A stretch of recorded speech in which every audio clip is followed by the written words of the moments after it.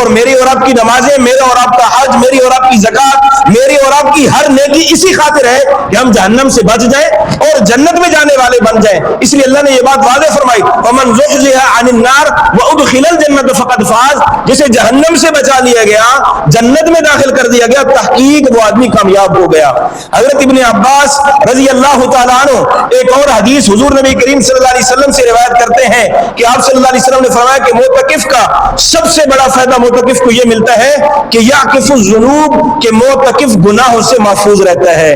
دوسرا فائدہ اسے یہ ملتا ہے کہ وہ آدمی کہ جو اعتکاف سے پہلے جتنی نیکیاں کیا کرتا تھا، اگر کسی کے جنازے میں شریک ہوتا، اگر کسی غریب کی مدد کے لیے جاتا، اگر کسی علماء کی مجلس میں جا کر علماء سے علم حاصل کرتا، اگر اسی طرح کے اور جتنے خیر کے کام کرتا، وہ اعتکاف کے اندر بیٹھ کر نہ ہی کسی کے جنازے میں شریک ہو سکتا ہے، نہ ہی کسی بیمار کی عیادت کر سکتا ہے، نہ ہی غریبوں کی مدد کر سکتا ہے. فرمایا کہ جو آدمی یہ سارے اعمال کرتا تھا، اگر وہ اعتکاف میں بیٹھ گیا تو اعتکاف میں بیٹھنے والے کو ان سارے عملوں کا اجر خود بخود ملتا رہے گا.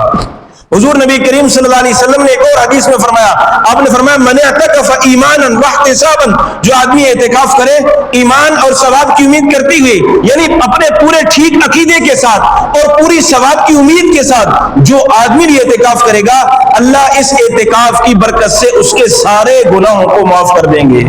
اور حضور نبی کریم صلی اللہ علیہ وسلم کا فرمان کہ جو آدمی اعتکاف کرے گا، اللہ کی رضا کے لیے اعتکاف کرے گا، فرمایا اللہ اسے ایک حج اور 2 عمروں کے برابر ثواب عطا کریں گے. یہ حضور نبی کریم صلی اللہ علیہ وسلم کا فرمان ہے. زمین اور آسمان تو اپنی جگہ چھوڑ سکتے ہیں، لیکن حضور کے فرمان کے اندر کوئی لچک، کوئی رد و بدل نہیں آ سکتی. اس لیے فرمایا ایمانم واحتسابا، ایمان اپنا عقیدہ مضبوط کرتے ہوئے، اپنا یقین مضبوط کرتے ہوئے اور ثواب کی امید کرتے ہوئے جو اعتکاف کو بیٹھے گا، اس کو یہ ساری فضیلتیں حاصل ہوں گی. اعتکاف میں بیٹھنے والے کی مثال ایسی دی جاتی ہے، فرمایا کہ کوئی آدمی کسی کے در پر بیٹھ جائے اور اس کے دروازے کو کھٹکھٹاتا رہے، اس سے اپنی ضرورت مانگتا رہے، فرمایا یہ بات ناممکن ہے کہ وہ آدمی اسے خالی ہاتھ واپس لوٹا دے. یہ ناممکن ہے. تو فرمایا جو آدمی اللہ کے در پر بیٹھ جائے، کیا اللہ اسے خالی واپس لوٹائیں گے؟ اللہ کبھی بھی اسے خالی واپس نہیں لوٹائیں گے. اس لیے میرے واجب الاحترام بھائی اور دوستو بزرگوں، کتنے رمضان آئے اور چلے گئے، کتنے رمضان آئے اور چلے گئے، یوں کتنے رمضان آئیں گے اور چلے جائیں گے.